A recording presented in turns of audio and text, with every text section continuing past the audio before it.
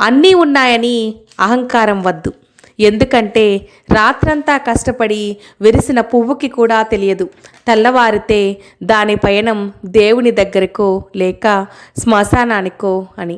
శ్రీరాముడి అంతటి వానికే హనుమంతునితో అవసరం వచ్చింది. మానవులం మనమెంత, నాకు ఎవ్వరి అవసరం లేదని విర్రవీగకు. కాలం చాలా శక్తివంతమైనది.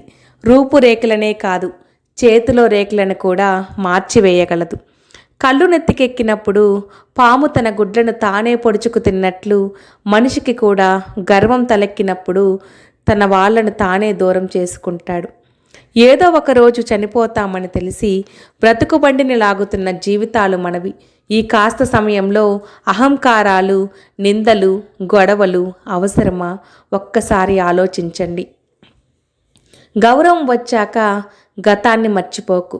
అవసరం తీరాక సహాయం చేసిన వారిని మర్చిపోకు. ఎవరైనా సరే నవ్వితే మీ వల్ల నవ్వాలి, కానీ మిమ్మల్ని చూసి నవ్వకూడదు. ఎవరైనా ఏడిస్తే మీకోసం ఏడవాలి, కానీ మీ వల్ల ఏడవకూడదు. వాక్యాలు చిన్నవే కావచ్చు, భావం మాత్రం చాలా పెద్దది. ఒక్కసారి ఆలోచించండి, మీకే అర్థమవుతుంది. పైకి కనిపించే అహంకారం కంటే లోపల ఉండే గుణం ముఖ్యం.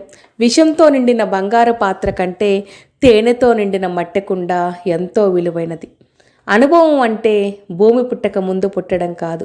ఏదైనా మాట్లాడే ముందు ఎదుటి వ్యక్తి మనసు నొచ్చుకుంటుందా అని ఆలోచించి మాట్లాడే బుద్ధి ఉండడం. అది లేనప్పుడు ఎంత వయసు ఉన్నా, అనుభవం ఉన్నా వ్యర్థం. అందం చూసి మురిసిపోకు, చివరకు బూడిదై మట్టిలో కలవాల్సిందే. డబ్బును చూసి గర్వపడకు, జబ్బులు వస్తే దేవుడైనా కాపాడలేడు.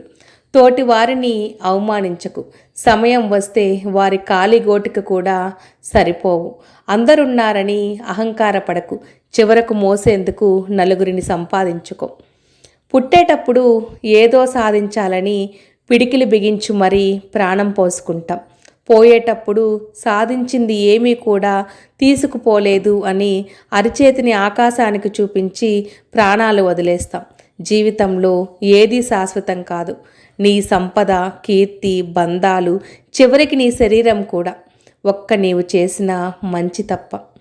అణువంత అహంకారం మనల్ని పాతాళానికి తోసివేస్తుంది. అదే అణువంత ఆత్మవిశ్వాసం ఆకాశాన్ని తాకే అవకాశం ఇస్తుంది. అహంకారం సృష్టించే చీకటిని ఛేదించడం ఎవ్వరికీ సాధ్యం కాదు. మూత మూసిన పాత్రలోకి ఎంత పోసినా పాలు లోపలికి వెళ్ళవు. అలాగే అహంకారం నిండిన మెదడులోకి జ్ఞానం వెళ్ళదు.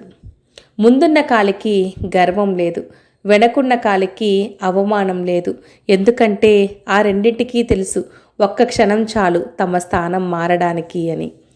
సాయం చేసిన వాడు కృతజ్ఞత కోరుకోవడం ఎంత తప్పో, సాయం పొందిన వారు కృతజ్ఞత చూపించకపోవడం కూడా అంతే తప్పు.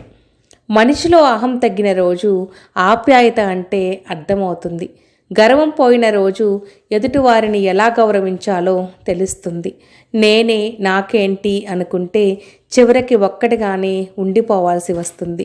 గౌరవ మర్యాదలు ఇచ్చిపుచ్చుకుంటూ ఆనందంగా ఇతరులతో కలిసి జీవించడమే మంచి జీవితం.